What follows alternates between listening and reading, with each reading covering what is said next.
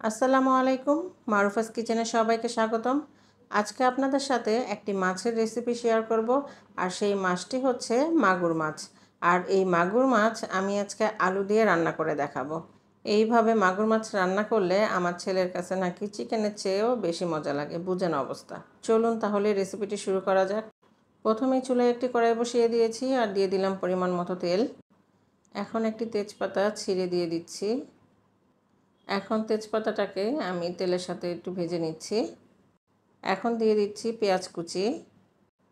পেঁয়াজগুলোকে বাদামি রং করে ভেজে নিব। পেঁয়াজের রং চেঞ্জ হয়ে এসেছে।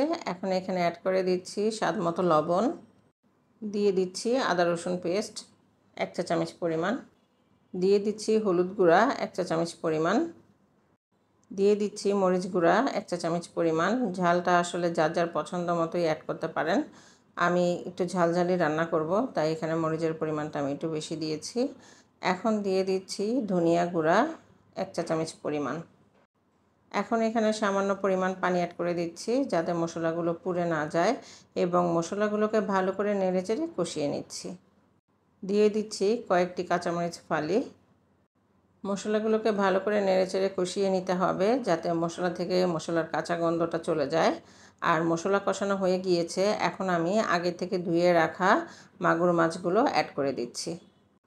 এখন মাগুর মাছগুলোকে আমি 3-4 মিনিটের মতো কষিয়ে নেব। আর এই মাগুর মাছটা কষিয়ে নেওয়ার ফলে কিন্তু মাগুর মাছটা খেতে অনেক বেশি ভালো লাগবে। মাগুর মাছগুলো কষানো হয়ে গিয়েছে। এখন এই মাগুর মাছগুলো এই মশলা থেকে তুলে নিচ্ছি। আর এই অবশিষ্ট মশলার মধ্যে আমি আলুগুলোকে দিয়ে কষিয়ে নেব। আলুগুলো কষানো হয়ে গিয়েছে। এখন আমি এখানে পরিমাণ মতো পানি অ্যাড করে দিচ্ছি। তরকারিটা নেড়েচেড়ে দিয়ে বলক আসা পর্যন্ত অপেক্ষা করব। তরকারিটায় বলক চলে এসেছে। এখন কষিয়ে রাখা মাগুর মাছগুলো আমি এই কড়াইটাতে অ্যাড করে দিচ্ছি।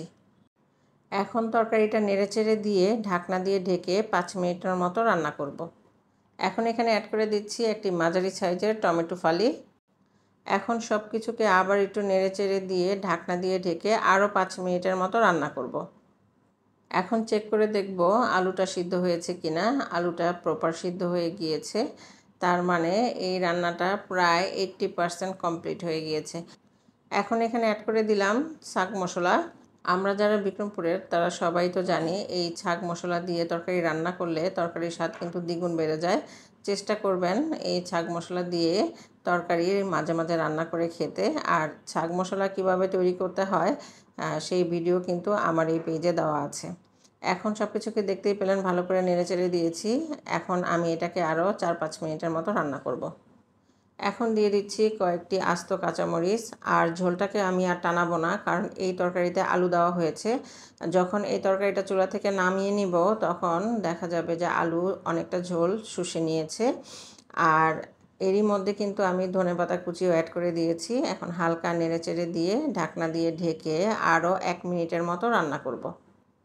এই পর্যায়ে রান্নাটা পুরোপুরি কমপ্লিট। এখন এটা পরিবেশনের পালা। গরম গরম ভাতের সাথে এই রেসিপিটা হলে আর কিছুই লাগে না। আমার এই রেসিপিটি কেমন হয়েছে কমেন্ট করে জানাবেন। আর রেসিপিটি ভালো লেগে থাকলে লাইক কমেন্ট শেয়ার করে পাশে থাকবেন। সবাই ভালো থাকবেন, সুস্থ থাকবেন। এখানেই বিদায় নিচ্ছি। আল্লাহ হাফেজ।